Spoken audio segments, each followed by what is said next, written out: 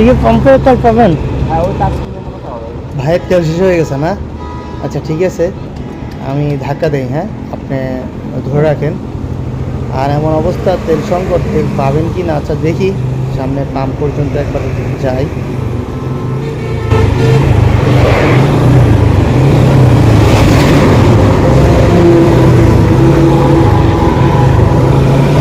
ওনারা তো হয় না, ওনারা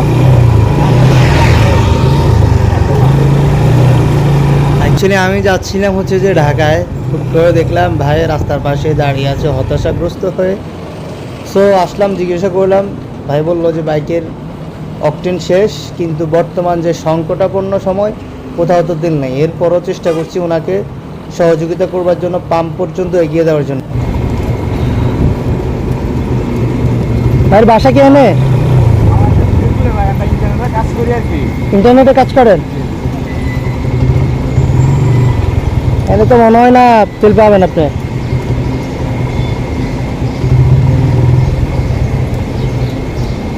এতগুলো পাম্প, একটা পাম্পে তেল না। আমার গাড়ি এত দূর অবস্থা।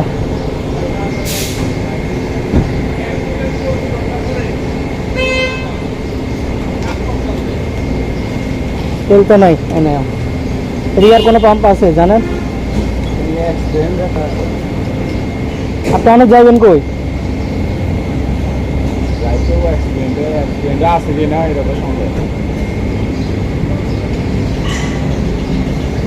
যদি বলেন সামনেও নিতে পারি, আর না পারলে তো কিছু করার নেই।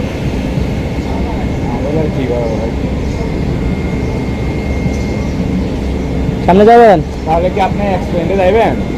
চলেন দেখি আপনাকে। আচ্ছা, আপনার নাম্বারটা আমার দেন, আমি আপনি হেন গ্যাসে তেল দেয় তাহলে নেন।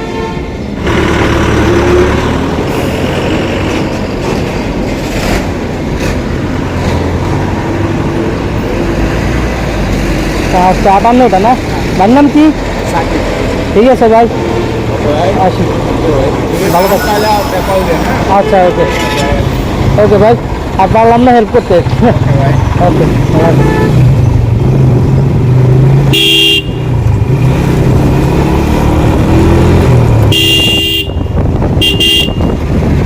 মানুষ মানুষের জন্য, আসলে মানুষ বিপদে পড়লে এগিয়ে যাওয়া, এটাই হচ্ছে যে প্রকৃত মানুষের একটা ধর্ম।